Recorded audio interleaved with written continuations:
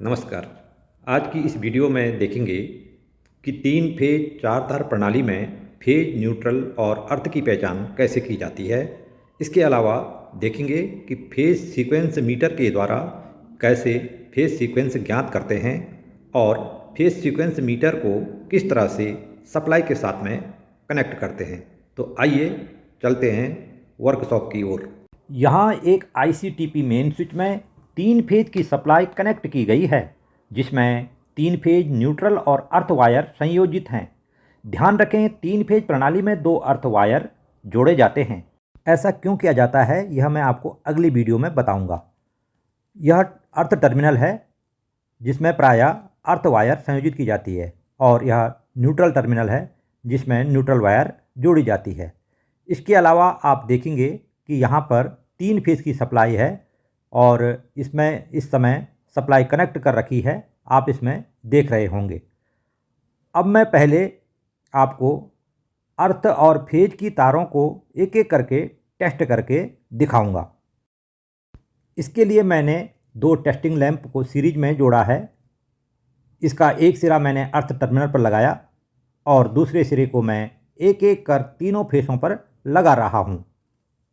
आप देख रहे होंगे, जैसे ही मैं इसे फेज तार के साथ जोड़ रहा हूँ तो दोनों टेस्ट लैंप डिम जल रहे हैं। डिम जलने का कारण है कि दोनों श्रेणी क्रम में जोड़े गए हैं और उन्हें प्रॉपर वोल्टेज नहीं मिल रही है। अब मैं अर्थ और न्यूट्रल को टेस्ट कर रहा हूँ। यहाँ आप देखेंगे कि इस समय लैंप नहीं जल रहे हैं। इसके बाद मैं न्यूट्रल के साथ फेज को टेस्ट कर रहा हूँ।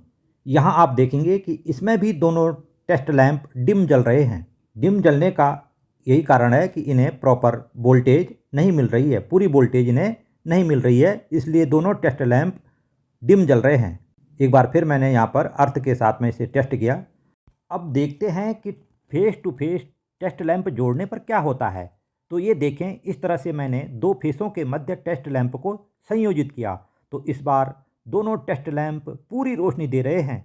जब भी किन्हीं 2 फेसों पर मैं टेस्ट लैंप के जोड़े के तारों को जोड़ता हूं तो ये तेज़ जलते हैं। तेज़ जलने का कारण है इन्हें 415 वोल्ट की सप्लाई मिल रही थी।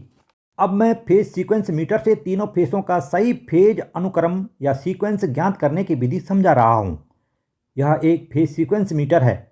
इसके डायल को ध्यान से देखने पर आपको क्लॉकवाइज RYB और एंटी क्लॉकवाइज RBY लिखा हुआ मिलेगा। इसमें 3 प्रोब्स होती हैं जिन्हें तीनों फेसों पर इस तरह से कनेक्ट करना है। जैसे ही मैंने स्विच ऑन किया, इसमें लगी चकत्ती डिस्क एक निश्चित दिशा में घूमने लगती है। आप देख रहे हैं, यहाँ तारों के रंग कूट के अनुसार फेज क्रम RBY होने पर भी मीटर क्लॉकवाइज घूम रही है। इसका मतलब है कि ICTPN में फेज क्रम गलत जुड़ा है। अब मैं मीटर की इन तारों को RYB के क्रम में जोड़ रहा हूँ। जब मैंने स्विच ऑन किया तो अब यह एंटी क्लॉकवाइज घूम रहा है, इसलिए 3 फेज प्रणाली में तारों का कलर कोड उचित ढंग से फेज क्रमानुसार ही जोड़ना चाहिए। उसी के अनुसार 3 फेज मोटरों के कनेक्शन करने चाहिए। आशा है आपने इस वीडियो से 3 फेज 4 तार प्रणाली में फेज, न्यूट्रल व अर्थ तार की जांच करना व फेज सीक्वेंस मीटर के कनेक्शन करना सीख लिया होगा।